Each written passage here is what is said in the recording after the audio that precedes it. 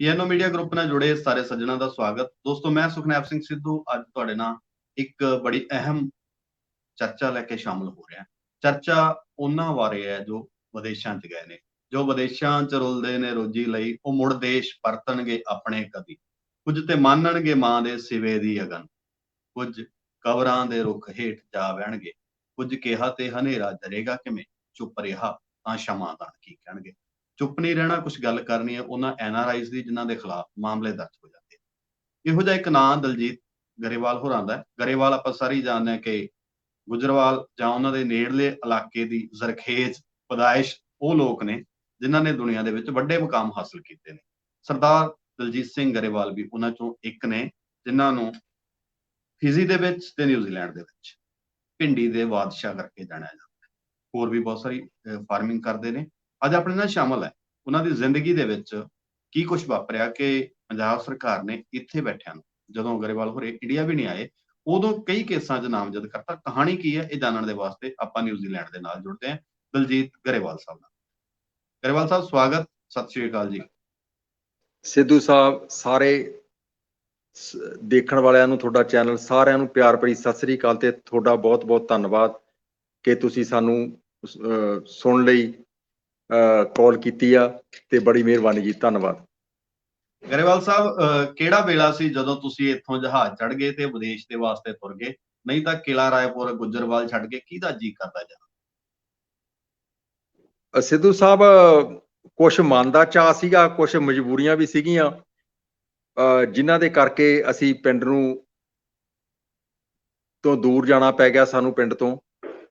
ਤੇ ਪਰ ਗੱਲ ਇਹ ਆ ਵੀ ਅਸੀਂ ਕਾਮਯਾਬੀ ਵੀ ਹਾਸਲ ਕੀਤੀ ਕਿਉਂਕਿ ਸਾਡੇ ਕੋਲ ਇੰਨੇ ਸੋਰਸ ਨਹੀਂ ਸੀਗੇ ਵੀ ਜਿਹੜੇ ਅਸੀਂ ਸੋਰਸਾਂ ਦੇ ਨਾਲ ਜਿਹੜਾ ਅਸੀਂ ਅੱਗੇ ਵੱਧ ਸਕਦੇ। ਤੇ ਪਰ ਫਿਰ ਸਾਰੇ ਅਸੀਂ ਭੈਣ ਭਰਾਵਾਂ ਨੇ, ਮੇਰੇ ਪਰਿਵਾਰ ਨੇ ਬਹੁਤ ਜ਼ਿਆਦਾ ਸਖਤ ਅਸੀਂ ਮਿਹਨਤ ਕੀਤੀ ਤੇ ਫਿਰ ਅਸੀਂ ਕਾਮਯਾਬੀ ਹੋਏ। ਅੱਜ ਅਸੀਂ ਤਕਰੀਬਨ ਅਸੀਂ ਆਪਦੇ ਮਾਂ-ਬਾਪ ਦਾ ਸਾਰਾ ਪਰਿਵਾਰ ਅਸੀਂ ਵੱਖ-ਵੱਖ ਜਗ੍ਹਾ ਦੇ ਉੱਤੇ, ਜਿਵੇਂ ਆਸਟ੍ਰੇਲੀਆ, ਨਿਊਜ਼ੀਲੈਂਡ ਜਾਂ ਮੈਂ ਫਿਜੀ ਦੇ ਵਿੱਚ ਵੀ ਬਿਜ਼ਨਸ ਕਰਦਾ ਜੀ, ਤੇ ਕੈਨੇਡਾ, ਅਮਰੀਕਾ ਤੇ ਇੰਗਲੈਂਡ, ਅਸੀਂ ਸਾਰੇ ਆਪਦੇ ਸਖਤ ਮਿਹਨਤ ਦੇ ਨਾਲ ਅਸੀਂ ਜਗ੍ਹਾ ਜਗ੍ਹਾ ਤੇ ਕਾਮਯਾਬ ਹੋਏ ਜੀ। ਇਹ ਕਾਮਯਾਬੀ ਓਕਰਾ ਕਿੰਗ ਕਿਵੇਂ ਬਣਾ ਗਈ? ਇਹ ਸਰ ਮੈਂ ਪਹਿਲਾਂ ਮੈਂ ਕਾਫੀ ਬਿਜ਼ਨਸ ਕੀਤੇ। ਪਹਿਲਾਂ ਇੰਗਲੈਂਡ ਦੇ ਵਿੱਚ 18 ਸਾਲ ਪਹਿਲਾਂ ਮੈਂ ਨਿਊਜ਼ੀਲੈਂਡ ਆਇਆ ਤੇ 11 ਸਾਲ ਪਹਿਲਾਂ ਮੈਨੂੰ ਫਿਜੀ ਦੇ ਵਿੱਚ ਆਉਣ ਦਾ ਸਬੱਬ ਲੱਗਿਆ ਤੇ ਮੈਂ ਇੱਥੇ ਆਇਆ ਤੇ ਮੈਂ ਇੱਥੇ ਕਾਫੀ ਜ਼ਮੀਨ ਜਿਹੜੀ ਸੀਗੀ ਮੈਂ ਇਨਵੈਸਟ ਕੀਤਾ ਆਪਦਾ ਪੈਸਾ। ਤੇ ਉਹ ਤੋਂ ਬਾਅਦ ਦੇ ਵਿੱਚ ਮੈਂ 8 ਸਾਲ ਪਹਿਲਾਂ ਇੱਥੇ ਐਗਰੀਕਲਚਰ ਵੀ ਸ਼ੁਰੂ ਕੀਤਾ ਤੇ 4 ਸਾਲ ਪਹਿਲਾਂ ਮੈਂ ਇੱਥੋਂ ਐਕਸਪੋਰਟ ਦਾ ਕੰਮ ਸ਼ੁਰੂ ਕੀਤਾ। ਜਿਹੜਾ ਮੇਰਾ ਫਰੈਸ਼ ਮਾਲ ਆ ਜਿਹੜਾ ਉਹ ਇੱਥੋਂ ਨਿਊਜ਼ੀਲੈਂਡ, ਆਸਟ੍ਰੇਲੀਆ ਜਾਂਦਾ ਇਸ ਵੇਲੇ, ਤੇ ਹੁਣ ਉਹ ਕੈਨੇਡਾ ਤੇ ਅਮਰੀਕਾ ਵੀ ਸ਼ੁਰੂ ਹੋ ਜਾਊਗਾ ਕਿਉਂਕਿ ਜਿੱਥੇ ਹੁਣ ਮੈਂ ਬੈਠਾ ਇਹਨੂੰ ਮੈਂ ਕਾਫੀ ਵੱਡੀ ਜਿਹੜੀ ਆ ਵੇਅਰ ਹਾਊਸ ਬਣਾਇਆ ਜੀ, ਨੀਅਰਲੀ 1 ਏਕੜ ਦੇ ਵਿੱਚ ਆ ਇਹ, ਤੇ ਜ਼ਿਆਦਾ ਹੀ ਹੋਣਾ 1 ਏਕੜ ਤੋਂ। ਤੇ ਬਾਕੀ ਗੱਲ ਅਸੀਂ ਇਹ ਬਿਲਕੁਲ 에ਅਰਪੋਰਟ ਦੇ ਉੱਤੇ ਸਾਡੀ ਇਹ ਬਿਲਡਿੰਗ ਆ ਤੇ ਨਾਲੇ ਸਾਡਾ ਫਾਰਮ ਹਾਊਸ ਆ ਇਹ, ਤੇ ਉਹਦੇ ਕਰਕੇ ਸਾਨੂੰ ਇਹਦਾ ਕਾਫੀ ਜਿਹੜਾ ਹੈਗਾ ਐਡਵਾਂਟੇਜ ਆ, ਜਿਹੜਾ ਵੀ ਅਸੀਂ ਕਾਫੀ ਕਲੋਜ਼ ਆ। ਤੇ ਅਸੀਂ ਹੁਣ ਫਰੈਸ਼ ਦੇ ਨਾਲ ਨਾਲ ਫਰੋਜ਼ਨ ਵੀ ਕਰਦੇ ਆ ਤੇ ਡਰਾਈ ਪ੍ਰੋਡਕਟ ਵੀ ਕਰਦੇ ਆ ਤੇ ਹੁਣ ਅਸੀਂ ਕੁਕਿੰਗ ਦੇ ਵਿੱਚ ਜਾ ਰਹੇ ਹਾਂ। ਕੁਕਡ ਪ੍ਰੋਡਕਟ ਵੀ ਅਸੀਂ ਸ਼ੁਰੂ ਕਰ ਰਹੇ ਹਾਂ ਵਰਲਡ ਵਾਈਡ, ਤੇ ਜਿਹਦਾ ਕਿਉਂਕਿ ਮੈਨੂੰ ਖੁਦ ਨੂੰ ਵੀ ਤਜਰਬਾ ਜਿਹੜਾ ਕੁਕਿੰਗ ਦਾ, ਕਿਉਂਕਿ ਇੰਗਲੈਂਡ ਦੇ ਵਿੱਚ ਜਿਹੜੇ ਮੇਰਾ ਫੂਡ ਦੇ ਤੇ ਇਸੇ ਦੇ ਨਾਲ ਰਿਲੇਟਡ ਜਿਹੜੇ ਕਾਰੋਬਾਰ ਸੀਗੇ, ਤੇ ਫਿਰ ਮੈਂ ਰੀਅਲ ਸਟੇਟ ਦਾ ਕੀਤਾ ਅਬਾਊਟ 17 ਈਅਰ ਨਿਊਜ਼ੀਲੈਂਡ, ਤੇ ਉਹਦੇ ਨਾਲ ਨਾਲ ਮੈਨੂੰ ਚਾਂਸ ਮਿਲਿਆ ਵੀ ਜਿਹੜਾ ਮੈਂ ਇੱਕ ਰੀਅਲ ਸਟੇਟ ਦਾ ਜਦੋਂ ਕਾਰੋਬਾਰ ਕਰਦਾ ਸੀਗਾ ਤੇ ਮੈਨੂੰ ਫਾਰਮਿੰਗ ਦੇ ਵਿੱਚ ਕਾਫੀ ਜਿਹੜਾ ਜਾਣਾ ਦਾ ਮੌਕਾ ਮਿਲਿਆ, ਤੇ ਉਹਦੇ ਕਰਕੇ ਮੈਨੂੰ ਉੱਥੋਂ ਦਾ ਵੀ ਤਜਰਬਾ ਸੀ। ਬਾਕੀ ਆਸਟ੍ਰੇਲੀਆ ਤਕਰੀਬਨ ਮੈਂ ਕਾਫੀ ਕੰਟਰੀਆਂ ਦੇ ਵਿੱਚ ਮੈਂ ਘੁੰਮਿਆ, ਜਿਹੜੀਆਂ ਪੈਸੀਫਿਕ ਕੰਟਰੀਜ਼ ਨੇ ਉਹ ਵੀ ਤਕਰੀਬਨ ਮੈਂ ਬਹੁਤ ਦੇਖੀਆਂ ਨੇ, ਤੇ ਆਸਟ੍ਰੇਲੀਆ, ਨਿਊਜ਼ੀਲੈਂਡ, ਅਮਰੀਕਾ, ਕੈਨੇਡਾ ਹਰ ਜਗ੍ਹਾ ਤੇ ਮੈਂ ਜਾ ਕੇ ਦੇਖਿਆ, ਤੇ ਮੈਨੂੰ ਫਰਾਂਸ ਵਗੈਰਾ, ਯੂਰਪ ਦੇਖਿਆ ਮੈਂ, ਤੇ ਮੈਨੂੰ ਹਰ ਇੱਕ ਜਗ੍ਹਾ ਮੈਨੂੰ ਇੱਕੋ ਹੀ ਜਿਹੜੀ ਖੁਸ਼ੀ ਮਿਲਦੀ ਸੀਗੀ ਫਸਲਾਂ ਨੂੰ ਦੇਖ ਕੇ ਤੇ ਫਾਰਮਿੰਗ ਨੂੰ ਦੇਖ ਕੇ। ਮੈਂ ਰੋਜ਼ ਨਵੀਂ ਗੱਲ ਸਿੱਖਦਾ ਸੀਗਾ। ਤੇ ਬਾਕੀ ਗੱਲ ਇਹ ਆ ਵੀ ਬਚਪਨ ਤੋਂ ਹੀ ਅਸੀਂ ਖੇਤੀ ਵਾਲਾ ਪਰਿਵਾਰ ਆ ਤੇ ਹਮੇਸ਼ਾ ਹੀ ਸਾਨੂੰ ਖੇਤੀ ਦੇ ਨਾਲ ਜਿਹੜਾ ਸਾਨੂੰ ਮੁਹੱਬਤ ਰਹੀ ਆ। ਤੇ ਅੱਜ ਜੱਟ ਵੀ ਦਾ ਆ। ਪੁੱਤਾਂ ਖੇਤਾਂ ਦੀ ਗੱਲ ਕਰਾਂਗਾ। ਬਿਲਕੁਲ ਜੀ, ਦੇਖੋ ਕੋਈ ਦੋ ਰਹਿ ਹੁਣ ਨਹੀਂ। ਬਾਕੀ ਗੱਲਾਂ ਤਾਂ ਜਿਹੜੀਆਂ ਅਗਲੀਆਂ ਹੁਣ ਉਹ ਵੀ ਨਾਲ ਹੋ ਗਈਆਂ। ਚੰਦ ਸਿੰਘ ਵੀਲਾ ਸਾਹਿਬ ਆ ਜਿਹੜੇ ਅਮਰੀਕਾ 'ਚ ਬੈਠੇ ਨੇ ਹਨਾ, ਉਹ ਇੱਕ ਆਪਦਾ ਗੈਂਗ ਬਣਾਈ ਬੈਠੇ ਆ ਤਾਇਆ, ਜੀ ਉਹਨਾਂ ਨੇ ਵੀ ਸੁਨੇਹਾ ਭੇਜਤਾ, ਮੁਬਾਰਕ ਭੇਜਤੀ, ਤੇ ਨਾਲ ਪੰਜਾਬੀ ਅਖਬਾਰ ਵਾਲੇ ਜਿਹੜੇ ਕੈਲਗਰੀ ਬੈਠੇ ਨੇ, ਤੁੰਗਲੀ ਵਾਲੇ ਹਰਬੰਸ ਬੁੱਟਰ ਹੋਰੇ ਕਹਿੰਦੇ ਭਿੰਡੀ ਅਸੀਂ ਵੀ ਤਾਜ਼ੀ ਹੁਣ ਖਾਇਆ ਕਰਾਂਗੇ ਤੁਹਾਡੀ। ਬਿਲਕੁਲ ਜੀ, ਚੰਗੀ ਗੱਲ ਆ। ਬਿਲਕੁਲ ਇੱਥੋਂ ਸਿੱਧੀ ਫਲਾਈਟ ਤੇ ਭੇਜਿਆ ਕਰਾਂਗੇ ਜੀ ਹੁਣ। ਬਿਲਕੁਲ। ਤੇ ਉਹ ਕਹਿੰਦੇ ਨਾ ਨਵੇਂ-ਨਵੇਂ ਆਏ ਆ ਪੰਜਾਬ 'ਚੋਂ, ਹੌਲੀ-ਹੌਲੀ ਕਰਾਂਗੇ ਤਰੱਕੀਆਂ, ਪਰ ਤੁਸੀਂ ਪੰਜਾਬ ਨੂੰ ਸੱਚੀ ਕਿਸੇ ਮੁਕਾਮ ਤੇ ਲੈ ਗਏ, ਦੁਨੀਆ ਨੂੰ ਦੱਸਤਾ ਕਿ ਪੰਜਾਬੀ ਹੁੰਦੇ ਕੀ ਹੈ। ਪਰ ਕਿੰਨੇ ਜੀ ਏਕੜ ਦੇ ਵਿੱਚ ਹੁਣ ਤੁਹਾਡੀ ਫਾਰਮਿੰਗ ਹੈ, ਇਹ ਵੀ ਜ਼ਰੂਰ ਆਪਾਂ ਦੱਸ ਦਈਏ। ਫਿਰ ਅਗਲੀ ਗੱਲ ਦੇ ਉੱਤੇ ਹੋਣਾ ਕਿ ਸਮੱਸਿਆਵਾਂ ਜਿਹੜੀਆਂ ਦੇ ਉੱਤੇ ਅਸੀਂ ਗੱਲ ਕਰਨ ਦੇ ਵਾਸਤੇ ਜੁੜੇ ਹਾਂ, ਤੇ ਉਹਦੇ ਨਾਲ ਲਗਭਗ ਸਾਰੇ ਸੱਜਣ ਸਹਿਮਤ ਹੋਣਗੇ। ਇੱਥੇ ਅੜਿੱਕੇ ਕਿਹੋ ਜਿਹੇ ਲੱਗਦੇ? ਜਿਹੜੀ ਮੇਰੀ ਭਿੰਡੀ ਦੀ ਕਾਸ਼ਤਕਾਰ ਆ ਜੀ, ਉਹ ਤਕਰੀਬਨ 58 ਤੋਂ 60 ਏਕੜ ਦੇ ਉੱਤੇ ਆ ਜੀ।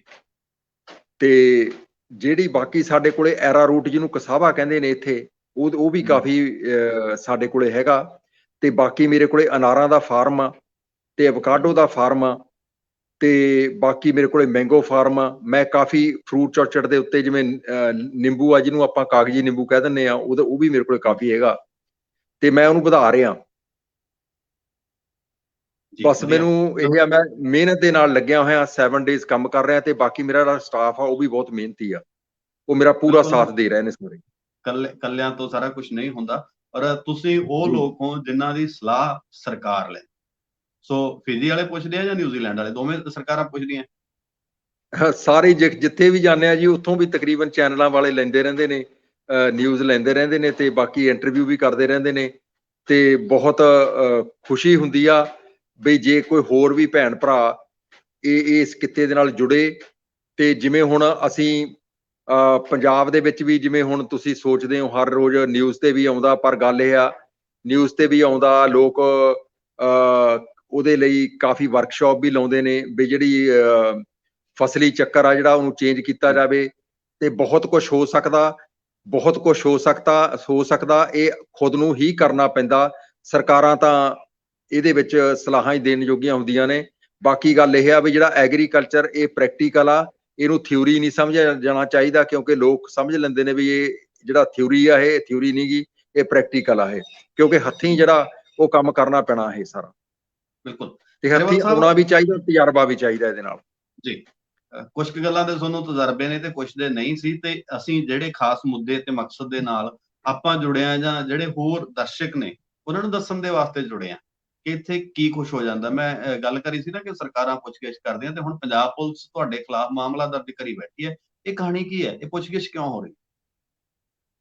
ਇਹ ਜਨਾਬ ਕਹਾਣੀ ਇਹ ਆ, ਮੈਂ ਅਕਤੂਬਰ 2004 ਦੇ ਵਿੱਚ ਆਪਦੀ ਮਦਰ ਨੂੰ ਮਿਲ ਕੇ ਮੈਂ ਵਾਇਆ ਇੰਡੀਆ ਨਿਊਜ਼ੀਲੈਂਡ ਆਇਆ ਸੀ, ਜਿਹੜਾ ਕਿ 8 ਜਨਵਰੀ 2005 ਨੂੰ ਮੈਂ ਮਾਂ ਨੂੰ ਮਿਲ ਕੇ ਤੇ ਮੈਂ ਨਿਊਜ਼ੀਲੈਂਡ ਆ ਗਿਆ। ਕਦੇ ਮੈਂ ਕੋਈ ਕ੍ਰਾਈਮ ਨਹੀਂ ਕੀਤਾ, ਨਾ ਇੰਡੀਆ ਦੇ ਵਿੱਚ, ਨਾ ਕਦੇ ਕਿਸੇ ਹੋਰ ਕੰਟਰੀ ਦੇ ਵਿੱਚ। ਮੈਂ ਨਾ ਹੀ ਕਦੇ ਇੰਡੀਆ ਦੇ ਵਿੱਚ ਆਇਆ 8 ਜਨਵਰੀ 2005 ਤੋਂ ਬਾਅਦ ਦੇ ਵਿੱਚ। 10 ਜਨਵਰੀ 2005 ਨੂੰ ਮੈਂ ਨਿਊਜ਼ੀਲੈਂਡ ਪਹੁੰਚ ਕੇ, ਉਹ ਤੋਂ ਬਾਅਦ ਦੇ ਵਿੱਚ ਮੈਨੂੰ ਕਦੇ ਚਾਂਸ ਨਹੀਂ ਮਿਲਿਆ, ਕਿਉਂਕਿ ਚਾਂਸ ਇਸ ਲਈ ਨਹੀਂ ਮਿਲਿਆ ਕਿਉਂਕਿ ਇੱਕ ਹੁਸ਼ਿਆਰਪੁਰ ਪੁਲਿਸ ਨੇ ਮੇਰੇ ਤੇ ਮੇਰੇ ਰਿਸ਼ਤੇਦਾਰਾਂ ਨਾਲ ਮਿਲ ਕੇ ਇੱਕ ਝੂਠਾ ਕੇਸ ਬਣਾਤਾ ਵੀ ਮੈਂ ਕਾਗਜ਼ਾਂ ਦੀ ਫੌਜਰੀ ਕੀਤੀ ਆ, ਪਰ ਬਿਲਕੁਲ ਗਲਤ ਸੀ। ਕੋਰਟ ਨੇ ਮੇਰੇ ਕਾਗਜ਼ ਜਿਹੜੇ ਸੀਗੇ ਉਹ ਲੈਬੋਰਟਰੀ ਨੂੰ ਭੇਜੇ, ਮੇਰੇ ਕਾਗਜ਼ ਜਿਹੜੇ ਸੀਗੇ ਉਹ ਅਸਲੀ ਸੀ ਤੇ ਸਹੀ ਸੀਗੇ। ਤੇ ਦੂਜੀ ਪਾਰਟੀ ਜਿਹੜੀ ਉਹ ਇੰਡੀਆ ਦੇ ਵਿੱਚ ਰਹਿੰਦੀ ਸੀ, ਉਹ ਪੋਲੀਟੀਕਲ ਉਹਨਾਂ ਦਾ ਜ਼ੋਰ ਸੀਗਾ ਕਾਫੀ, ਕਿਉਂਕਿ ਗੱਲ ਆ ਵੀ ਉਹ ਜਿਹੜੇ ਲੋਕ ਨੇ ਉਹ ਪਹੁੰਚ ਵਾਲੇ ਸੀਗੇ ਤੇ ਮੇਰੇ ਕੋਲੇ ਕੋਈ ਮੇਰਾ ਜਿਹੜਾ ਪਿੱਛੇ ਕੋਈ ਹੈਲਪ ਵਾਲਾ ਨਹੀਂ ਸੀਗਾ। ਉਹਦੇ ਕਾਰਨ ਕਰਕੇ ਮੈਂ ਨਹੀਂ ਆਉਣਾ ਚਾਹੁੰਦਾ ਸੀਗਾ। ਮੈਂ ਨਹੀਂ ਸੀ ਚਾਹੁੰਦਾ ਕਿ ਮੈਂ ਆ ਕੇ ਇੱਥੇ ਪੁਲਿਸ ਦੇ ਚੱਕਰਾਂ ਦੇ ਵਿੱਚ ਫਸਾਂ ਤੇ ਮੇਰਾ ਨੁਕਸਾਨ ਹੋਵੇ, ਵੀ ਮੈਂ ਬਿਜ਼ਨਸ ਦਾ ਵੀ ਸਾਰਾ ਕੁਝ ਆਪਦਾ ਲੁਟਾ ਬੈਠਾ। ਤੇ ਉਹਦੇ ਕਾਰਨ ਮੈਂ ਨਹੀਂ ਆਇਆ। ਮੇਰੀ ਮਾਂ ਦੀ ਮੌਤ ਹੋਈ, ਮੈਂ ਉਹਦੇ ਦਾਗ ਵੀ ਨਹੀਂ ਦੇ ਕੇ ਆ ਕੇ ਦੇ ਸਕਿਆ, ਨਾ ਹੀ ਉਹਦੀ ਮੈਂ ਕੋਈ ਜਿਹੜੀ ਉਹਦੇ ਆਪਣੇ ਰੀਤੀ ਰਿਵਾਜਾਂ ਅਨੁਸਾਰ ਜੋ ਕੁਝ ਹੁੰਦੇ ਆ ਉਹ ਵੀ ਨਹੀਂ ਮੈਂ ਕਰ ਪਾਇਆ। ਤੇ ਉਸ ਗੱਲ ਦਾ ਮੈਨੂੰ ਹਮੇਸ਼ਾ ਦੁੱਖ ਰਹੂਗਾ, ਚਾਹੇ ਬਿਜ਼ਨਸਮੈਨ ਜਾਂ ਫਾਰਮਰ ਮੈਂ ਕਿੱਡਾ ਵੱਡਾ ਬਣ ਜਾ, ਪਰ ਮੇਰਾ ਜਿਹੜਾ ਅੰਦਰ ਆ, ਮੇਰੇ ਉਹ ਜ਼ਖਮ ਨੇ ਜਿਹੜੇ ਹੋਏ ਨੇ, ਉਹਨਾਂ ਨੂੰ ਮੈਂ ਕਦੇ ਨਹੀਂ ਗਾ ਭਰ ਪਾਇਆ। ਇਹਦਾ ਕਾਰਨ ਕੀ ਹੈ? ਅਸਲ ਕਾਰਨ ਕੀ ਹੈ? ਕਿਉਂਕਿ ਤੁਹਾਡਾ ਪੱਖ ਹੈ, ਪੁਲਿਸ ਨੇ ਇਸ ਮਾਮਲੇ ਉੱਤੇ ਮਾਮਲਾ ਦਰਜ ਕੀਤਾ ਜਾਂ ਦੂਜੀ ਧਿਰ ਨੇ ਕਰਾਇਆ, ਕੋਈ ਸੋਲਿਡ ਪ੍ਰੂਫ ਤਾਂ ਹੋਣਗੇ ਅਗਲਿਆਂ ਕੋਲ? ਬਿਲਕੁਲ ਸੋਲਿਡ ਪ੍ਰੂਫ ਮੇਰੇ ਕੋਲੇ ਨੇ ਜੀ। ਮੈਂ ਇਹਨਾਂ ਨੂੰ ਬੇਨਤੀ ਕਰਕੇ, ਡੀਜੀਪੀ ਨੂੰ ਬੇਨਤੀ ਕਰਕੇ ਮੈਂ ਉਹਨਾਂ ਨੂੰ ਕਿਹਾ ਵੀ ਮੇਰੀ ਇਹਦੀ ਇਨਕੁਆਇਰੀ ਕੀਤੀ ਜਾਵੇ। ਉਦੋਂ ਡੀਐਸਪੀ ਗੜਸ਼ੰਕਰ ਰਜਿੰਦਰ ਸਿੰਘ ਸੀ ਜਿਹੜੇ, ਉਹ ਤੋਂ ਬਾਅਦ ਦੇ ਵਿੱਚ ਡੀਐਸਪੀ ਡੀਆਈਜੀ ਰਿਟਾਇਰ ਹੋਏ ਨੇ ਜਲੰਧਰ ਤੋਂ, ਰੂਰਲ ਤੋਂ ਐਸਐਸਪੀ ਵੀ ਰਹੇ ਨੇ ਉਹ, ਤੇ ਇੱਕ ਹੋਰ ਐਸਪੀ ਸੀ ਜਸਵੀਰ ਸਿੰਘ ਰਾਏ। ਉਹਨਾਂ ਦੋਨਾਂ ਦੀ ਟੀਮ ਨੇ ਇਨਕੁਆਇਰੀ ਕੀਤੀ। ਉਹਦੇ ਵਿੱਚ ਉਹਨਾਂ ਨੇ ਸਾਫ਼ ਲਿਖਿਆ ਇਨਕੁਆਇਰੀ ਦੇ ਵਿੱਚ ਬਈ ਇਹ ਜਿਹੜਾ ਇਹਨੂੰ ਇੰਡੀਆ ਆਉਣ ਤੋਂ ਗਰੇਵਾਲ ਨੂੰ ਰੋਕਣ ਦੇ ਲਈ ਇੱਕ ਝੂਠਾ ਜਿਹੜਾ ਸੀਗਾ ਇਹ ਇੱਕ ਕੇਸ ਦਰਜ ਕੀਤਾ ਗਿਆ, ਤੇ ਉਹਦੇ ਵਿੱਚ ਉਹਨਾਂ ਨੇ ਸਾਫ਼ ਜ਼ਿਕਰ ਕੀਤਾ, ਉਹਦੀ ਕਿਸੇ ਨੂੰ ਕਾਪੀ ਚਾਹੀਦੀ ਹੋਵੇ ਤਾਂ ਮੈਂ ਭੇਜ ਸਕਦਾ ਜੀ। ਤੇ ਉਹਦੇ ਵਿੱਚ ਮੈਨੂੰ ਸਿਰਫ ਇੱਕ ਜ਼ਮੀਨ ਹੜੱਪਣ ਦੇ ਲਈ ਮੇਰੇ ਪਰਿਵਾਰਕ ਮੈਂਬਰਾਂ ਤੇ ਬਾਕੀ ਜਿਹੜੇ ਮੇਰੇ ਰਿਸ਼ਤੇਦਾਰ ਸੀ ਉਹਨਾਂ ਨੇ ਇੱਕ ਮੇਰੇ ਤੇ ਝੂਠਾ ਕੇਸ ਬਣਾਇਆ ਵੀ ਇੰਡੀਆ ਨਾ ਆ ਸਕੇ। ਹੁਣ ਉਹ ਉਹਦੇ ਚ ਮੈਂ ਪੂਰੀ ਹੜੱਪਣ ਦੇ ਯਤਨ ਸੀ ਜਿਹੜੀ ਉਹ ਸਰ ਉਹਨਾਂ ਨੇ ਹੜੱਪ ਲਈ ਆ, ਕਿਉਂਕਿ 18 ਸਾਲ ਦਾ ਹੋ ਗਿਆ, ਵਕਫਾ ਪੈ ਗਿਆ ਹੁਣ।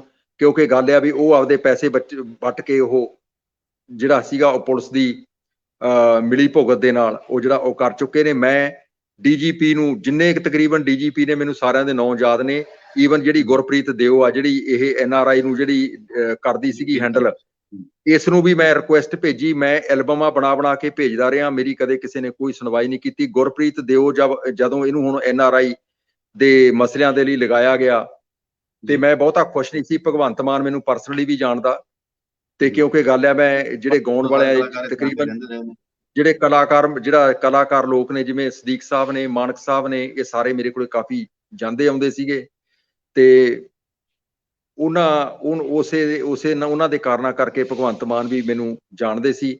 ਤੇ ਮੈਂ ਇਹੀ ਚਾਹੁੰਦਾ, ਹੁਣ ਮੈਂ ਬੇਨਤੀ ਕਰਦਾ ਬਈ ਇੱਕ ਇਹਦੇ ਲਈ ਕਮਿਸ਼ਨ ਬਣਾਇਆ ਜਾਵੇ। ਇਹ ਜਿਹੜੇ NRI ਦੇ ਜਿਹੜੇ ਬਹੁਤ ਜ਼ਿਆਦਾ ਅਸੀਂ ਸਿਰ ਤੱਕ ਅਸੀਂ ਡੁੱਬੇ ਪਏ ਆ ਇਹਨਾਂ ਤਕਲੀਫਾਂ ਦੇ ਨਾਲ, ਤੇ ਇਹਦੇ ਲਈ ਇੱਕ ਕਮਿਸ਼ਨ ਬਣਾਇਆ ਜਾਵੇ। ਉਹਦੇ ਲਈ ਇੱਕ ਕਾਬਲ IPS ਜਿਹੜਾ ਉਹ ਨਿਯੁਕਤ ਕੀਤਾ ਜਾਵੇ। ਜਿਵੇਂ ਮੈਂ ਸਪੈਸ਼ਲੀ ਰਿਕਮੈਂਡ ਕਰੂੰਗਾ ਪੰਜਾਬ ਸਰਕਾਰ ਨੂੰ ਕੁੰਵਰ ਵਿਜੇ ਪ੍ਰਤਾਪ ਸਿੰਘ ਦੀ ਡਿਊਟੀ ਲਾਈ ਜਾਵੇ। ਇਹ ਤਕਰੀਬਨ ਜਿਹੜੇ NRI ਦੇ ਨੇ ਸਾਰੇ ਮਸਲੇ ਹੱਲ ਹੋ ਜਾਣਗੇ। ਜੇ NRI ਨੇ ਕਿਸੇ ਨੇ ਕੋਈ ਵੀ ਕ੍ਰਾਈਮ ਕੀਤਾ ਉਹਨੂੰ ਦੀ ਸਜ਼ਾ ਮਿਲੇ, ਜਿਹੜੇ ਵਿਚਾਰੇ ਮੇਰੇ ਵਰਗੇ 18 ਸਾਲ ਜਿਹੜੇ ਆਪਦੇ ਜਨਮ ਭੂਮੀ ਤੇ ਨਹੀਂ ਆ ਸਕੇ ਉਹਨਾਂ ਨੂੰ ਇਨਸਾਫ ਮਿਲੇ, ਤੇ ਜਿਨ੍ਹਾਂ ਨੇ ਸਾਡੇ ਨਾਲ ਕੀਤਾ ਉਹਨਾਂ ਨੂੰ ਸਜ਼ਾ ਮਿਲੇ। ਤੁਹਾਡੇ ਕੇਸ ਦਾ ਸਟੇਟਸ ਹੁਣ ਕੀ ਹੈ ਜੀ? ਮੇਰੇ ਕੇਸ ਦਾ ਸਟੇਟਸ ਇਹ ਹੈ ਜੀ, ਇੱਕ ਕੇਸ ਮੇਰਾ ਖਤਮ ਹੋਇਆ 2005 ਦੇ ਵਿੱਚ। ਮੈਨੂੰ ਜਿਹੜਾ 8 ਜਨਵਰੀ 2005 ਨੂੰ ਮੈਂ ਇੱਥੋਂ ਗਿਆ ਇੰਡੀਆ ਤੋਂ, 26/12/2005 ਨੂੰ ਐਗਜ਼ੈਕਟਲੀ 1 ਈਅਰ 1 ਸਾਲ ਬਾਅਦ ਮੇਰੀ ਲਖਵਿੰਦਰ ਖਹਿਰਾ ਸੀ ਜੀ ਉੱਥੇ DSP ਲੱਗਿਆ। ਉਸ ਬੰਦੇ ਨੇ ਮੇਰੇ ਤੇ ਖੁੰਦਕ ਦੇ ਨਾਲ ਉਹਨੇ ਕੇਸ ਦਰਜ ਕਰਾਇਆ। ਮੇਰਾ ਖਿਆਲ ਉਹ ਰਿਟਾਇਰ ਵੀ ਹੋ ਚੁੱਕਿਆ, ਪਰ ਉਹਨੂੰ ਖੁਦ ਨੂੰ SSP ਬਾਜਵਾ ਸਾਹਿਬ ਨੇ, ਵਿਜੀਲੈਂਸ ਨੇ, ਇਹ ਜਦੋਂ ਕਪੂਰਥਲੇ ਭਲੱਥ ਲੱਗਿਆ ਹੋਇਆ ਸੀ ਤਾਂ ਇਹਨੂੰ ਕਿੰਨੇ ਨਸ਼ਿਆਂ ਦੇ ਨਾਲ, ਕਿੰਨੇ ਡਰੱਗ ਦੇ ਨਾਲ, ਕਿੰਨੇ ਅਸਲੇ ਦੇ ਨਾਲ ਇਸ ਬੰਦੇ ਨੂੰ ਫੜਿਆ। ਇਹਦੀ RTI ਐਕਟ ਰਾਹੀਂ ਮੈਂ ਇਹਦੀ ਜਿਹੜੀ ਸੀਗੀ ਇਹਦੀ FIR ਦੀ ਜਿਹੜੀ ਕਾਪੀ ਸੀ ਉਹ ਮੈਂ ਆਪਣੇ ਕੋਰਟ ਦੇ ਵਿੱਚ ਲਾਈ, ਤਾਂ ਇਸ ਬੰਦੇ ਨੂੰ ਉਹਨਾਂ ਨੇ, ਜੱਜ ਸਾਹਿਬ ਨੇ ਕਿਹਾ ਵੀ ਤੂੰ ਤਾਂ ਇੱਕ ਡਿਫਾਲਟਰ ਬੰਦਾ। ਤੇ ਉਹ ਇੰਨਾ ਕਰਪਸ਼ਨ ਹੋਣ ਦੇ ਬਾਵਜੂਦ ਜਿਹੜੇ ਇੱਕ ਬੰਦੇ ਨੂੰ, ਮੇਰੇ ਵਰਗੇ ਨੂੰ ਇਨਸਾਫ ਨਹੀਂ ਮਿਲਿਆ। ਇਹ ਲੋਕ ਅੱਜ ਕੱਲ੍ਹ ਵੀ ਰਿਟਾਇਰ ਹੋ ਕੇ ਪੈਨਸ਼ਨਾਂ ਲੈ ਕੇ ਬੈਠੇ ਨੇ। ਇਹਨਾਂ ਦੇ ਉੱਤੇ ਕੀ ਅਸੀਂ ਵਿਸ਼ਵਾਸ ਕਰੀਏ? ਜਿਵੇਂ ਸਾਨੂੰ ਗੌਰਮੈਂਟ ਬਾਰ-ਬਾਰ ਵਿਸ਼ਵਾਸ ਦਿਵਾਉਂਦੀ ਆ, NRIਆਂ ਨੂੰ ਕਹਿੰਦੀ ਆ ਬਈ ਆਓ ਤੁਸੀਂ ਪੈਸਾ ਇੱਥੇ ਇਨਵੈਸਟ ਕਰੋ, ਤੁਸੀਂ ਆਹ ਕਰੋ। ਜਦੋਂ ਵੀ ਲੋੜ ਹੁੰਦੀ ਆ ਉਦੋਂ ਇਹਨਾਂ ਨੂੰ NRI ਯਾਦ ਆ ਜਾਂਦੇ ਨੇ। ਤੇ ਜਦੋਂ NRI ਦੇ ਜਿਹੜੇ ਮਸਲੇ ਨੇ, ਕਿਉਂਕਿ NRI ਦੇ ਮਸਲੇ ਆ ਜਿਹੜੇ, ਇੱਕ NRI ਸਭਾ ਨਹੀਂ ਨਜਿੱਠ ਸਕਦੀ, ਕਿਉਂਕਿ ਉਹਦਾ ਜਿਹੜਾ ਮੁਖੀਆ ਇੱਕ ਸਿਰਫ DC ਲੈਵਲ ਦਾ ਬੰਦਾ, DC ਨੂੰ ਕੋਈ ਉਹਨੂੰ ਇਲਮ ਨਹੀਂ ਹੁੰਦਾ। ਕਿਉਂਕਿ ਗੱਲ ਆ ਵੀ ਇਹ ਕਾਗਜ਼ੀ ਜਿਹੜੀ ਆ, ਕਾਗਜ਼ ਨਹੀਂ, ਇੱਕ ਕਾਗਜ਼ ਦਾ ਟੁਕੜਾ। ਤੁਹਾਨੂੰ ਜੇ ਡਿਗਰੀ ਆ ਗਈ, IAS ਬਣ ਗਿਆ ਜਾਂ IPS ਬਣ ਗਿਆ, ਉਹਦੇ ਨਾਲ ਤੁਸੀਂ ਕੋਈ ਇਹ ਨਹੀਂ ਵੀ ਦੁਨੀਆ ਭਰ ਦੀ ਨੌਲੇਜ ਇਕੱਠੀ ਕਰ ਲਈ। ਪਰ ਗੱਲ ਆ ਵੀ ਇਹ ਤਾਂ ਪ੍ਰੈਕਟੀਕਲ ਜਿਹੜੇ ਬੰਦਿਆਂ ਨੇ, ਲੋਕਾਂ ਨੇ ਧੱਕੇ ਖਾ ਕੇ, ਅਸੀਂ ਮੇਰੇ ਵਰਗਿਆਂ ਨੇ ਮਿਹਨਤਾਂ ਕਰਕੇ, ਅਸੀਂ ਠੋਕਰਾਂ ਖਾ ਕੇ, ਤੇ ਅਸੀਂ ਰੋਜ਼ ਕੰਮ ਕਰਦੇ ਹਾਂ 7 ਦਿਨ, 24 ਆਵਰ ਵੀ ਅਸੀਂ ਨੌਨ ਸਟਾਪ ਚੱਲਦੇ ਹਾਂ, 48 ਆਵਰ ਵੀ ਚੱਲਦੇ ਹਾਂ। ਤੇ ਉਹਦੇ ਨਾਲ ਅਸੀਂ ਜਿਹੜੇ ਨੇ, ਹੁਣ ਸਾਨੂੰ ਜਿਹੜੀਆਂ ਪ੍ਰੋਬਲਮਾਂ ਨੇ, ਜਿਹੜੇ ਨਿਊਜ਼ੀਲੈਂਡ ਦੇ ਬੰਦੇ ਆ ਉਹਨਾਂ ਦੀਆਂ ਜਿਹੜੀਆਂ ਪ੍ਰੋਬਲਮਾਂ ਨੇ, ਉਹ ਆਸਟ੍ਰੇਲੀਆ ਵਾਲੇ ਨੂੰ ਨਹੀਂ ਪਤਾ, ਆਸਟ੍ਰੇਲੀਆ ਵਾਲੇ ਦੀਆਂ ਨੂੰ ਕੈਨੇਡਾ ਵਾਲਿਆਂ ਨੂੰ ਨਹੀਂ ਪਤਾ, ਕੈਨੇਡਾ ਵਾਲੇ ਨੂੰ ਇੰਗਲੈਂਡ ਦਾ ਨਹੀਂਗਾ ਪਤਾ। ਸੋ ਇਹ ਆ ਵੀ ਇਹ ਇੱਕ ਜਿਹੜਾ ਇਹ ਮੰਚ ਬਣਾਉਣਾ ਪਊਗਾ, ਤੇ NRI ਨੂੰ ਇਕੱਠੇ ਹੋਣਾ ਪਊਗਾ, NRI ਨੂੰ ਆਵਾਜ਼ ਉਠਾਉਣੀ ਪਊਗੀ ਆਪਦੇ ਹੱਕਾਂ ਦੇ ਲਈ।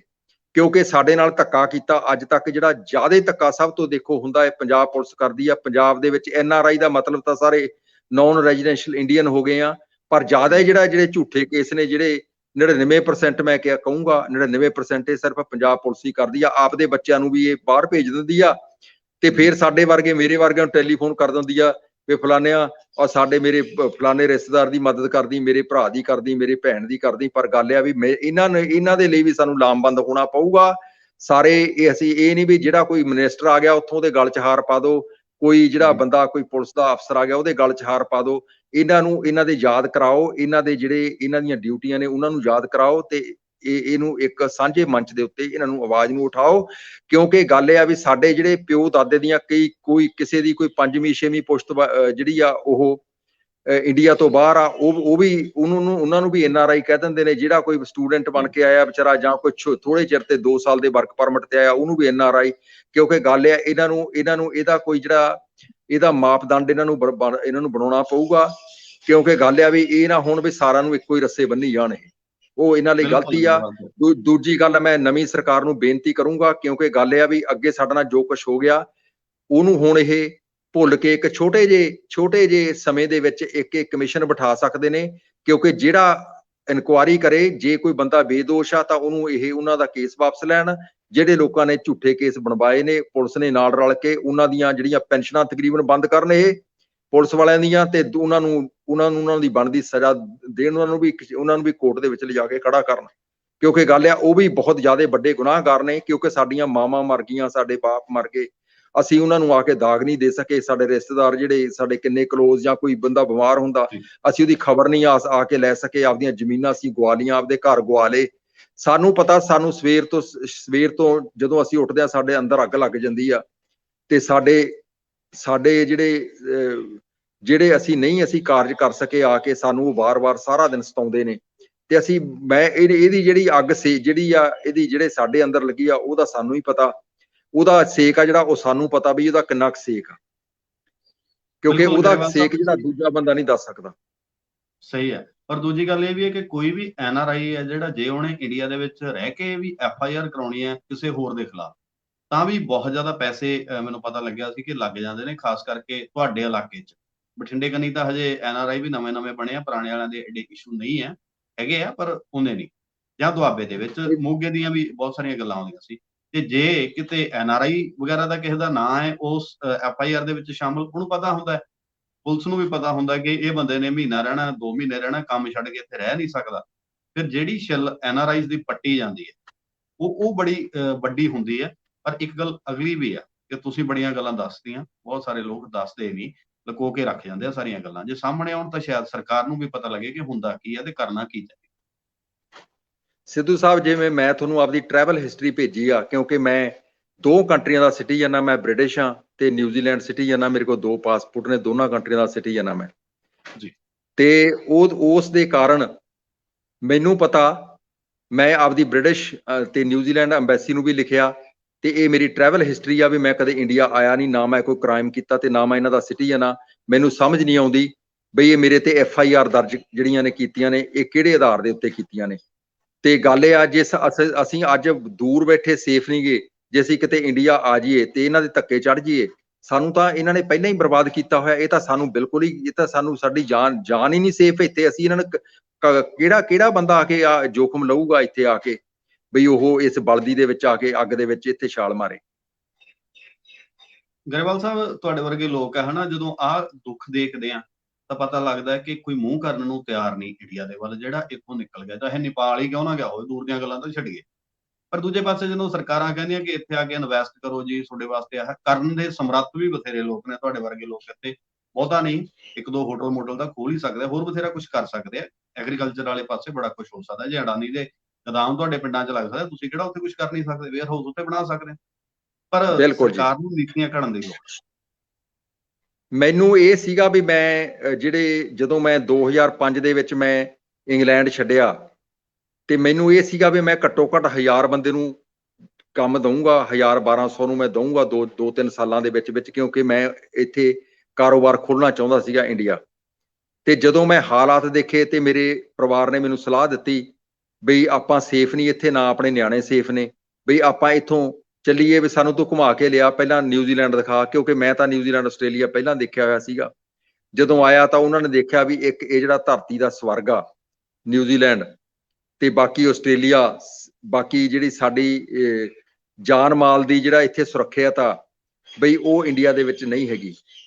ਤੇ ਇਹਨਾਂ ਦੇ ਕਾਰਨਾਂ ਦੇ ਕਰਕੇ ਅਸੀਂ ਨਾ ਤਾਂ ਮੈਂ ਬਲੇਮ ਕਰਦਾ ਵੀ ਜਿਹੜੇ ਸਟੂਡੈਂਟ ਨੇ ਜਾਂ ਜਿਹੜੇ ਹੋਰ ਨੇ ਜਿਹੜੇ ਪੜ੍ਹੇ ਲਿਖੇ ਲੋਕ ਨੇ ਜਿਹੜੇ ਬਹੁਤ ਜ਼ਿਆਦਾ ਪੜ੍ਹੇ ਲਿਖੇ ਨੇ, ਹੁਣ ਹਰ ਇੱਕ ਬੰਦਾ ਉੱਠ ਕੇ ਕਹਿ ਦਿੰਦਾ ਜੀ ਵੀ ਯੂਪੀ ਜਾਂ ਬਿਹਾਰ ਦੇ IAS IPS ਬਣ ਰਹੇ ਨੇ, ਸਾਡੇ ਪੰਜਾਬ ਦੇ ਲੋਕ ਬਾਹਰ ਜਾ ਰਹੇ ਨੇ। ਉਹ ਆਪਦੇ ਜਾ ਰਹੇ ਨੇ। ਇੱਕ ਤਾਂ ਗੱਲ ਇਹ ਆ, ਸਾਡੀ ਜਿਹੜੀ ਲੀਡਰਸ਼ਿਪ ਆ ਉਹ ਬਹੁਤ ਮਾੜੀ ਆ।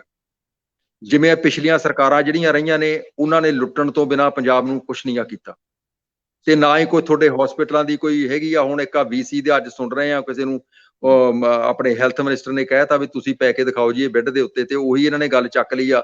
ਹੁਣ ਦੇਖੋ ਜਿਹੜਾ ਇੱਥੇ ਜਿਹੜੇ ਹਸਪੀਟਲ ਨੇ ਬਾਹਰਲੀਆਂ ਕੰਟਰੀਆਂ ਦੇ ਵਿੱਚ, ਇਹ 5 ਸਟਾਰ ਹੋਟਲਾਂ ਦੇ ਬਰਾਬਰ ਨੇ ਜੀ। ਇੰਨੀ ਦੇਖਭਾਲ ਕਰਦੇ ਨੇ, ਇੰਨੀ ਲੁੱਕ ਆਫਟਰ ਕਰਦੇ ਆ। ਇੱਥੇ ਲੱਗਦਾ ਵੀ ਬੰਦੇ ਦੀ ਕਦਰ ਹੈਗੀ ਆ। ਪਰ ਜੋ ਕੁਛ ਇੰਡੀਆ ਦੇ ਵਿੱਚ ਦੇਖਦੇ ਆ, ਜਿਹੜੇ ਪੰਜਾਬ ਪੁਲਿਸ ਵਾਲੇ, ਅੱਜ ਮੇਰੀ ਚੰਗੀ ਤਰ੍ਹਾਂ ਗੱਲ ਸੁਣ ਲੈਣ, ਇਹਨਾਂ ਨੂੰ ਜ਼ਿਆਦਤੀਆਂ ਛੱਡਣੀਆਂ ਚਾਹੀਦੀਆਂ। ਜਿਵੇਂ ਲੋਕਾਂ ਦੇ ਡਾਂਗਾ ਮਾਰਨੀਆਂ ਸ਼ੁਰੂ ਕਰ ਦਿੰਦੇ ਨੇ, ਇਹਨਾਂ ਨੂੰ ਡੰਗਰਾਂ ਵਾਂਗਰ ਕੁੱਟਦੇ ਨੇ। ਤੇ ਮੈਂ ਤਾਂ ਇਹ ਗੱਲ ਕਹੂੰਗਾ ਵੀ ਜਿਵੇਂ ਹੁਣ ਜੇ ਮੇਰੇ ਵਰਗੇ ਦੇ ਨਾਲ ਕਦੇ ਕਿਤੇ ਕੋਈ ਪੰਗਾ ਪਵੇ, ਮੇਰੇ ਵਰਗਾ ਤਾਂ ਸੈਲਫ ਡਿਫੈਂਸ ਜ਼ਰੂਰ ਕਰੂਗਾ। ਜੇ 5-10 ਮਾਰਨਗੇ ਤਾਂ ਮੈਂ 8-10 ਤਾਂ ਜ਼ਰੂਰ ਮਾਰੂੰਗਾ ਇਹਨਾਂ ਦੇ। ਬੀ ਓਨੈਸਟ, ਕਿਉਂਕਿ ਮੈਂ ਲਾਈਵ ਹਾਂ। ਮੈਨੂੰ ਇਹਨਾਂ ਗੱਲਾਂ ਦੇ ਨਾਲ ਕੋਈ ਫਰਕ ਨਹੀਂ ਪੈਂਦਾ, ਕੋਈ DGP ਹੋਵੇ ਜਾਂ ਕੋਈ IPS ਆ, ਕੋਈ AS IAS ਆ। ਕਿਉਂਕਿ ਜਿੰਨੀਆਂ ਮੇਰੇ ਕੋਲੇ ਮੈਂ ਕਹਿੰਦਾ ਵੀ ਪ੍ਰੈਕਟੀਕਲੀ ਜਿੰਨੀਆਂ ਮੇਰੇ ਕੋਲੇ ਡਿਗਰੀਆਂ ਨੇ, ਮੇਰਾ ਖਿਆਲ ਆ ਮੇਰੇ ਨੇੜੇ ਤੇੜੇ ਵੀ ਹੈ ਨਹੀਂ ਗੇ। ਕਿ ਜਿੰਨੇ ਮੁਲਕਾਂ ਦੇ ਵਿੱਚ ਮੈਂ ਗਿਆ, ਮੈਨੂੰ ਲੱਗਦਾ ਇਹ ਪਿੰਡਾਂ 'ਚ ਵੀ ਨਹੀਂ ਉਹਨੇ 'ਚ ਗਏ ਹੋਣੇ। ਤੇ ਪਰ ਮੈਨੂੰ ਦੁੱਖ ਦੀ ਗੱਲ ਇਹ ਹੋ ਰਹੀ ਆ, ਮੈਨੂੰ ਇੰਨਾ ਦੁੱਖ ਆ ਰਿਹਾ ਵੀ ਮੈਂ ਆਪਦੀ ਮਾਂ ਦੇ ਦਾਗ ਨਹੀਂ ਦੇ ਸਕਿਆ ਇਹਨਾਂ ਪੁਲਿਸ ਵਾਲਿਆਂ ਦੀਆਂ ਘਟੀਆਂ ਕਰਤੂਤਾਂ ਦੇ ਕਰਕੇ। ਤੇ ਜਿਹੜੇ ਬੰਦੇ ਇਨਵੋਲਵ ਨੇ, ਤੇ ਇਹਨਾਂ ਨੇ ਝੂਠੇ ਅਗਵਾਹ ਖੜੇ ਕਰਕੇ ਜੋ ਕੁਛ ਇਹ ਕਰਦੇ ਨੇ, ਮੇਰਾ ਖਿਆਲ ਆ ਵੀ ਇਹ NRI ਦੇ ਬਹੁਤ ਲੋਕ ਨੇ ਜਿਹੜੇ ਸਮਰੱਥ ਨੇ, ਪੈਸੇ ਲਈ ਵੀ ਸਮਰੱਥ ਨੇ। ਬਾਕੀ ਗੱਲ ਹੈ, ਮੈਂ ਇਹ ਨਹੀਂ ਆ ਕਿਤੇ ਕਹਿੰਦਾ ਵੀ ਕਿਸੇ ਕੰਟਰੀ ਦੀ ਜਿਹੜੀ ਸ਼ਾਂਤੀ ਆ ਉਹਨੂੰ ਭੰਗ ਕਰਕੇ ਕੋਈ ਇਹੋ ਜਿਹਾ ਕੋਈ ਕੰਮ ਕੀਤਾ ਜਾਵੇ, ਕਿਉਂਕਿ ਸਾਨੂੰ ਬਾਹਰਲੀਆਂ ਕੰਟਰੀਆਂ ਨੇ ਸਾਨੂੰ ਬਹੁਤ ਮਾਣ ਦਿੱਤਾ, ਸਾਨੂੰ ਇੱਜ਼ਤ ਦਿੱਤੀ ਆ, ਸਾਨੂੰ ਲਾਈਫ ਦੇ ਵਿੱਚ ਸਾਨੂੰ ਜਿਉਣਾ ਸਿਖਾਇਆ। ਬਈ ਜਾਂ ਅਸੀਂ ਇੰਡੀਆ ਦੇ ਵਿੱਚ ਕੋਈ ਇਹੋ ਜਿਹਾ ਕੰਮ ਕਰੀਏ ਜਾਂ ਬਾਹਰਲੀਆਂ ਕੰਟਰੀਆਂ 'ਚ ਕਰੇ ਵੀ ਜਿਹਦੇ ਨਾਲ ਸਾਡੀ ਕੋਈ ਨੁਕਸਾਨ ਹੋਵੇ, ਕਿਸੇ ਗੌਰਮੈਂਟ ਨੂੰ ਹੋਵੇ ਜਾਂ ਕਿਸੇ ਹੋਰ ਨੂੰ ਹੋਵੇ। ਅਸੀਂ ਇਹ ਚਾਹੁੰਦੇ ਹਾਂ, ਮੈਂ ਇਹ ਚਾਹੁੰਦਾ ਵੀ ਸ਼ਾਂਤਮਈ ਤਰੀਕੇ ਦੇ ਨਾਲ ਇਹਨਾਂ ਗੱਲਾਂ ਦਾ ਹੱਲ ਕੱਢਣਾ ਪਊਗਾ, ਤੇ ਕੱਢਣਾ ਚਾਹੀਦਾ, ਤੇ ਰਲ ਮਿਲ ਕੇ ਰਹਿਣਾ ਚਾਹੀਦਾ ਸਾਰਿਆਂ ਨੂੰ। ਕਿਉਂਕਿ ਗੱਲ ਆ, ਅਸੀਂ ਵੀ ਆਈਏ ਇੰਡੀਆ, ਜਦੋਂ ਵੀ ਆਈਏ ਸਾਨੂੰ ਹੋਵੇ ਵੀ ਅਸੀਂ ਆਪਦੇ ਪਿੰਡ ਨੂੰ ਜਾ ਰਹੇ ਹਾਂ ਜਾਂ ਆਪਦੇ ਮੁਲਕ ਨੂੰ ਜਾ ਰਹੇ ਹਾਂ। ਪਰ ਹੁਣ ਅਸੀਂ ਭੱਜਦੇ ਹਾਂ ਉੱਥੋਂ, ਇਹ ਸੋਚਦੇ ਹਾਂ ਵੀ ਸਾਡੇ ਤੇ ਝੂਠਾ ਪਰਚਾ ਫਲਾਨਾ ਨਾ ਦਰਜ ਕਰਾ ਦੇ, ਫਲਾਨਾ ਨਾ ਕਰਾ ਦੇ, ਕਿਉਂਕਿ ਉਹ ਤਾਂ NRI ਨੂੰ ਭਾਲਦੇ ਰਹਿੰਦੇ ਨੇ। ਜਿਵੇਂ ਮਤਲਬ ਉਹਨਾਂ ਨੂੰ ਇਹ ਹੁੰਦਾ ਵੀ ਇਹਨੂੰ ਲੁੱਟੀਏ ਅਸੀਂ। ਬਾਕੀ ਸਾਰਿਆਂ ਨੂੰ, ਬਾਕੀ ਸਾਰੇ ਸਿਆਣੇ ਵੀ ਨੇ, ਸਾਰਿਆਂ ਨੂੰ ਪਤਾ ਵੀ ਆ। ਕਿਉਂਕਿ ਬਹੁਤ ਜਿਹੜੇ ਸੋਸ਼ਲ ਮੀਡੀਆ ਵਾਲੇ ਨੇ ਜਾਂ ਮੀਡੀਆ ਦੇ ਵਿੱਚ ਨੇ ਜਾਂ ਇਲੈਕਟ੍ਰੋਨਿਕ ਆ ਜਾਂ ਨਿਊਜ਼ਪੇਪਰ ਵਾਲੇ ਨੇ ਜਾਂ ਪ੍ਰਿੰਟ ਮੀਡੀਆ ਕੁਛ ਵੀ ਆ, ਉਹ ਵੀ ਤਕਰੀਬਨ ਮੇਰਾ ਖਿਆਲ ਆ ਵੀ 15 MLA ਨੂੰ ਹੁਣ ਫੋਨ ਲਾਇਆ ਹੋਊਗਾ। ਕਿਸੇ ਸਿਰਫ ਇੱਕ MLA ਨੇ ਸਤਿ ਸ੍ਰੀ ਅਕਾਲ ਕਹਿ ਕੇ ਮੈਨੂੰ ਭੇਜੀ ਆ, ਤੇ ਮੇਰਾ ਕਿਸੇ ਨੇ ਕੋਈ ਨਾ ਤਾਂ ਉਹਨੇ ਰਿਪਲਾਈ ਵਾਪਸ ਦਿੱਤੀ ਆ। ਈਵਨ ਵਿਜੇ ਪ੍ਰਤਾਪ ਸਿੰਘ ਨੇ ਵੀ ਨਹੀਂ ਦਿੱਤੀ। ਕਨਵਰ ਵਿਜੇ ਪ੍ਰਤਾਪ ਸਿੰਘ ਨੇ ਵੀ, ਮੈਂ ਉਹਨੂੰ ਕਿਹਾ ਵੀ ਮੈਂ ਡਿਸਕਸ ਕਰਨਾ ਚਾਹੁੰਦਾ ਕੋਈ NRI ਕਿਸੇ ਮੈਟਰ ਦੇ ਉੱਤੇ, ਪਰ ਮੇਰੀ ਕਿਸੇ ਗੱਲ ਕੀਤੀ ਹੈ ਨਾ ਤੁਸੀਂ ਇੱਕ ਤਾਂ ਇਲੈਕਸ਼ਨ ਜਿੱਤਣ ਤੋਂ ਬਾਅਦ ਅਗਲੇ ਨੂੰ ਫੋਨ ਕਰ ਰਹੇ ਹੋ, ਦੂਸਰਾ ਤੁਸੀਂ ਫੰਡ ਤਾਂ ਭੇਜਿਆ ਨਹੀਂ, ਅਗਲੇ ਫੰਡ ਵਾਲਿਆਂ ਦੇ ਫੋਨ ਚੱਕ ਰਹੇ ਆ। ਸਰ ਅਸੀਂ ਪਤਾ ਗੱਲ ਕੀ ਆ, ਮੈਂ ਫੰਡ ਦੀ ਗੱਲ ਕਰਦੇ ਹੋ ਤੁਸੀਂ, ਅਸੀਂ ਜਿਹੜਾ ਲੋਕਾਂ ਦੇ ਨਾਲ ਆਪਦੀ ਇਹਨਾਂ ਦੀ ਸਪੋਰਟ ਕਰਕੇ, ਲੋਕਾਂ ਦੇ ਨਾਲ ਜਿਹੜੇ ਸਾਡੇ ਪਿੰਡ ਦੇ ਅੱਧੇ ਲੋਕ ਨਾਰਾਜ਼ ਹੋ ਗਏ, ਸਾਡੀ ਸਤਿ ਸ੍ਰੀ ਅਕਾਲ ਵੀ ਨਹੀਂ ਮੰਨਦੇ, ਨਾ ਸਾਡਾ ਟੈਲੀਫੋਨ ਕੋਈ ਸੁਣਦਾ ਨਾ ਕਰਦਾ। ਤੇ ਕਿਉਂਕਿ ਉਹ ਸੋਚਦੇ ਸੀ ਉਹ ਰਵਾਇਤੀ ਪਾਰਟੀਆਂ ਦੇ ਜਿਹੜੇ ਬੰਦੇ ਨੇ, ਅਸੀਂ ਇਹਨਾਂ ਦੇ ਕਰਕੇ ਅਸੀਂ ਲੋਕਾਂ ਨਾਲ ਦੁਸ਼ਮਣੀਆਂ ਵੀ ਲਈਆਂ ਨੇ, ਤੇ NRIs ਨੇ ਇਹਨਾਂ ਨੂੰ ਫੰਡ ਵੀ ਬਥੇਰੇ ਦਿੱਤੇ ਨੇ, ਤੇ ਹਰ ਇੱਕ ਤਰ੍ਹਾਂ ਦੀ ਸਪੋਰਟ ਕੀਤੀ ਆ। ਜਿਹੜਾ ਨਾਲ ਖੜ ਜਾਣਾ ਉਹ ਬਹੁਤ ਵੱਡੀ ਸਪੋਰਟ ਹੁੰਦੀ ਆ। ਇਹਨਾਂ ਦੇ ਨਾਲ ਖੜੇ ਆ। ਬਾਕੀ ਗੱਲ ਹੈ, ਪੈਸੇ ਦੀ ਤਾਂ ਪਿੱਛੋਂ ਆਉਂਦੀ ਆ ਸਪੋਰਟ, ਪਹਿਲਾਂ ਜਿਹੜਾ ਬੰਦਾ ਨਾਲ ਖੜ ਜਾਵੇ। ਹੁਣ ਅੱਜ ਤੁਸੀਂ ਮੈਨੂੰ ਟੈਲੀਫੋਨ ਕਰਕੇ ਮੇਰਾ ਦੁੱਖ ਸੁਣਿਆ, ਜਿਹੜਾ ਮੇਰੇ ਲਈ ਬਹੁਤ ਵੱਡੀ ਗੱਲ ਆ ਇਹ, ਤੇ ਮੈਂ ਬਹੁਤ ਧੰਨਵਾਦ ਆ ਤੁਹਾਡਾ ਧੰਨਵਾਦੀ ਆ। ਤੇ ਬਾਕੀ ਜਿਹੜੇ ਤੁਹਾਡੇ ਨਾਲ ਜੁੜੇ ਹੋਏ ਨੇ ਉਹਨਾਂ ਦਾ ਵੀ ਬਹੁਤ ਤਹਿ ਦਿਲੋਂ ਧੰਨਵਾਦ ਕਰਦਾ ਮੈਂ। ਤੇ ਬਾਕੀ ਗੱਲ ਇਹ ਆ, ਮੈਂ ਹਮੇਸ਼ਾ ਦੁਆ ਮੰਗਦਾ ਮੇਰੇ ਮੁਲਕ ਦੀ, ਮੇਰੇ ਪਿੰਡ ਦੀ, ਮੇਰੇ ਪੰਜਾਬ ਦੀ ਸੋਹਣੇ ਦੀ। ਤੇ ਇਹ ਜਿਹੜੇ ਸਾਨੂੰ, ਮੇਰਾ ਖਿਆਲ ਆ ਵੀ ਜਿਹੜੀਆਂ ਇਹ ਸਾਨੂੰ ਕੱਲਾ ਸਾਡਾ ਜਿਹੜਾ 에ਅਰ ਕੰਡੀਸ਼ਨ ਬੱਸਾਂ ਚਲਾ ਕੇ ਨਹੀਂ ਇਹ ਸਾਨੂੰ ਸਰਨਾ ਵੀ ਜਿਹੜੀਆਂ, ਕਿਉਂਕਿ ਅਸੀਂ ਬੱਸ ਦੇ ਵਿੱਚ ਤਾਂ ਅਸੀਂ ਆਉਂਦੇ ਨਹੀਂ, ਕਿਉਂਕਿ ਸਾਡੀ ਤਾਂ ਸਿਕਿਉਰਿਟੀ ਦਾ ਮਸਲਾ ਹੁੰਦਾ। ਤੇ ਮੇਰੇ ਵਰਗੇ ਹੋਰ ਵੀ ਬੜੇ ਹੋਣਗੇ ਜਿਹੜੇ, ਕਿਉਂਕਿ ਸਿੱਧੀ ਬੱਸ ਅਸੀਂ ਫੜ ਕੇ ਕਦੇ ਨਹੀਂ ਉੱਥੋਂ ਆਉਂਦੇ, ਨਾ ਅਸੀਂ ਨਹੀਂ ਚਾਹੁੰਦੇ ਹੁੰਦੇ ਵੀ ਅਸੀਂ ਪਬਲਿਕ ਦੇ ਵਿੱਚ ਆਈਏ, ਤੇ ਕਿਉਂਕਿ ਸਾਡੇ ਲਈ ਸਿਕਿਉਰਿਟੀ ਦਾ ਮਸਲਾ ਹੋ ਜਾਂਦਾ। ਤੇ ਏਸੀ ਬੱਸਾਂ ਦੇ ਨਾਲ ਇਹ ਸਾਡਾ ਮਸਲਾ ਹੱਲ ਨਹੀਂ ਹੁੰਦਾ, ਕਿਉਂਕਿ ਮੈਂ ਭਗਵੰਤ ਜੀ ਨੂੰ ਕਹੂੰਗਾ, ਕਿਉਂਕਿ ਭਗਵੰਤ ਜੀ ਇਹ ਗੱਲ ਇਹ ਕਾਗਜ਼ੀ ਕਾਰਵਾਈ ਨਾਲ ਨਹੀਂ ਕਰਨਾ ਸਰਨਾ, ਇਹ ਪ੍ਰੈਕਟੀਕਲੀ ਕਰਨਾ ਪੈਣਾ। ਕਿਉਂਕਿ ਗੱਲ ਇਹ ਆ, ਸਾਡੇ ਜਿਹੜੇ ਨੇ ਅਸੀਂ ਪੂਰੀ ਤਰ੍ਹਾਂ ਜ਼ਿਆਦਤੀਆਂ ਨਾਲ ਪੂਰੇ ਡੁੱਬੇ ਪਏ ਆ। ਕਿਉਂਕਿ ਗੱਲ ਇਹ ਆ ਵੀ ਸਾਡੇ ਨਾ ਬੱਚਿਆਂ ਨੇ ਆਉਣਾ, ਸਾਡੇ ਜਿਹੜੇ ਅਸੀਂ ਮਿਹਨਤਾਂ ਕੀਤੀਆਂ, ਸਾਡੇ ਬਾਪ ਦਾਦਿਆਂ ਨੇ ਕੀਤੀਆਂ। ਜੇ ਮੇਰੇ ਬਾਪ ਦਾਦੇ ਨਹੀਂ ਸੀਗੇ ਬਾਹਰ, ਮੇਰੇ ਜਿਹੜੇ ਸੀਗੇ ਹੋਰ ਬਹੁਤ ਨੇ, ਜਿਹੜੇ ਤਕਰੀਬਨ NRI ਨੇ, ਜਿਹੜੇ ਜਿਨ੍ਹਾਂ ਦੀਆਂ 6ਵੇਂ ਜਿਹੜੀ 5ਵੀਂ 6ਵੀਂ ਪੁਸ਼ਤ ਉੱਤੇ ਆ, ਉਹਨਾਂ ਨੇ ਮਿਹਨਤਾਂ ਕਰਕੇ ਪਿੱਛੇ ਬਣਾਇਆ। ਉਹ ਸਾਰਾ ਕੁਝ ਸਾਡਾ ਰੁਲ ਗਿਆ ਤੇ ਸਾਡੇ ਪਰਿਵਾਰ ਟੁੱਟ ਗਏ। ਸਾਨੂੰ ਰੋਲ ਕੇ ਧਰਤਾ ਪੰਜਾਬ ਪੁਲਿਸ ਨੇ ਸਪੈਸ਼ਲੀ, ਤੇ ਆ ਮਿਨਿਸਟਰਾਂ ਨੇ। ਉਹ ਇਹੀ ਪੁੱਛਦੇ ਨੇ ਜਦੋਂ ਉਹਨਾਂ ਨੂੰ ਟੈਲੀਫੋਨ ਕਿਸੇ ਲਈ ਕਰਦੇ ਆ, ਕੋਈ ਕਦੇ ਟੈਲੀਫੋਨ ਕਰਦੇ ਆ ਉਹਨਾਂ ਨੂੰ ਆਪਦਾ ਦੁੱਖ ਦੱਸਣ ਦੀ ਕੋਸ਼ਿਸ਼ ਇਹੀ ਕਰਦੇ ਆ। ਉਹ ਇਹੀ ਪਹਿਲਾਂ ਪੁੱਛਦੇ ਨੇ ਵੀ ਕਿੰਨੀ ਕੁ ਜ਼ਮੀਨ ਆ। ਉਹਨਾਂ ਦਾ ਇਹ ਹੁੰਦਾ, ਉਹ ਟਾਰਗੇਟ ਕਰਦੇ ਨੇ ਵੀ ਦੇਖਦੇ ਆ ਵੀ ਸਾਡਾ ਕਿਤੇ ਹੱਥ ਵਸ ਆਉਂਦਾ ਹੈ, ਕਿਸੇ ਪਾਸੇ ਸਾਡਾ ਹੱਥ ਪੈਂਦਾ ਇਹਨੂੰ। ਪਰ ਗੱਲ ਇਹ ਆ, ਇਹਨਾਂ ਦੇ ਲੋਕੋ, ਇਹਨਾਂ ਦੇ ਗਲਾਂ 'ਚ ਹਾਰ ਪਾਉਣੇ ਛੱਡ ਦਿਓ। ਇਹਨਾਂ ਨੂੰ ਤੁਸੀਂ ਆਇਡੈਂਟੀਫਾਈ ਕਰੋ। ਇਹਨਾਂ ਦੇ ਈਵਨ ਮੈਂ ਤੁਹਾਨੂੰ ਕਹੂੰਗਾ ਵੀ ਸ਼ਾਂਤਮਈ ਤਰੀਕੇ ਦੇ ਨਾਲ ਇਹਨਾਂ ਦਾ ਬਾਈਕਾਟ ਕਰੋ, ਇਹਨਾਂ ਦੇ ਪਰਿਵਾਰਾਂ ਦਾ ਈਵਨ ਬਾਈਕਾਟ ਕਰੋ, ਤੇ ਇਹਨਾਂ ਦੇ ਜਿਹੜੇ ਰਿਸ਼ਤੇਦਾਰ ਨੇ ਜਾਂ ਇਹਨਾਂ ਦੀਆਂ ਪਰਿਵਾਰਾਂ ਦਾ, ਇਹਨਾਂ ਦਾ ਸਾਰਿਆਂ ਦਾ ਬਾਈਕਾਟ ਕਰੋ। ਇਹਨਾਂ ਨੂੰ ਪਤਾ ਲੱਗੇ ਵੀ ਇਹ ਲੋਕਾਂ ਨਾਲ ਜ਼ਿਆਦਤੀਆਂ ਕਰਦੇ ਨੇ, ਇਹ ਨਹੀਂ ਜ਼ਿਆਦਤੀਆਂ ਚੱਲਣੀਆਂ ਹੁਣ। ਬਾਕੀ ਸਰਕਾਰ ਨੂੰ ਚਾਹੀਦਾ ਇੱਕ ਕਮਿਸ਼ਨ ਬਣਾ ਕੇ ਇਹਦੀ ਜਿਹੜੀ ਆ ਇਹਦੀ ਡੂੰਘਾਈ ਤੱਕ ਜਾਣ। ਜੇ ਲੋਕਾਂ ਨੇ, ਕਿਸੇ ਨੇ ਨਹੀਂ ਕੀਤਾ, ਕਿਸੇ ਨੇ ਕੋਈ ਨਹੀਂ ਗੁਨਾਹ ਕੀਤਾ, ਉਹਨੂੰ ਇਹ ਕੇਸ ਵਾਪਸ ਲੈਣ ਤੇ ਜਿਨ੍ਹਾਂ ਨੇ ਬਣਾਏ ਨੇ ਉਹਨਾਂ ਦੇ ਉੱਤੇ ਕੇਸ ਦਰਜ ਕਰਨ। ਬਹੁਤ ਮਿਹਰਬਾਨੀ ਗਰੇਵਾਲ ਸਾਹਿਬ, ਬਹੁਤ ਚੰਗਾ ਲੱਗਿਆ ਤੁਹਾਡਾ ਦੁੱਖ ਸੁਣ ਕੇ। ਹਾਲਾਂਕਿ ਦੁੱਖ ਸੁਣ ਕੇ ਚੰਗਾ ਨਹੀਂ ਲੱਗਦਾ ਹੁੰਦਾ, ਪਰ ਇਹ ਹੈ ਕਿ ਇਹ ਦੁੱਖ ਤੁਹਾਡਾ ਇਕੱਲਿਆਂ ਦਾ ਨਹੀਂ, ਵੰਡਿਆ ਗਿਆ ਬਹੁਤ ਸਾਰੇ ਲੋਕਾਂ ਦੇ ਨਾਲ। ਅਫਸੋਸ ਹੈ ਇਸ ਗੱਲ ਦਾ, ਮੇਰੇ ਉਹ ਵੇਲਾ ਵੀ ਚੇਤੇ ਆ ਜਦੋਂ ਤੁਸੀਂ ਆਪਦੀ ਮਾਤਾ ਦੇ ਵਾਸਤੇ ਤੜਪਦੇ ਸੀ। ਤੇ ਉਹਨੂੰ ਆਪਾਂ ਉਦੋਂ ਦੇ ਜਾਣਦੇ ਹਾਂ, ਤੇ ਉਹ ਵੇਲਾ ਵੀ ਚੇਤੇ ਹੈ ਕਿ ਜਿਹੜੇ ਇਹ ਹਾਲਾਤ ਸਾਡੇ ਹੱਥੋਂ ਸਿੱਧੂ ਸਾਹਿਬ, ਦਿਲ ਰੋਂਦਾ ਅੰਦਰੋਂ ਜਦੋਂ ਸਵੇਰ ਤੋਂ ਉੱਠ ਜਾਂਦੇ ਆ ਰਾਤ ਤੱਕ।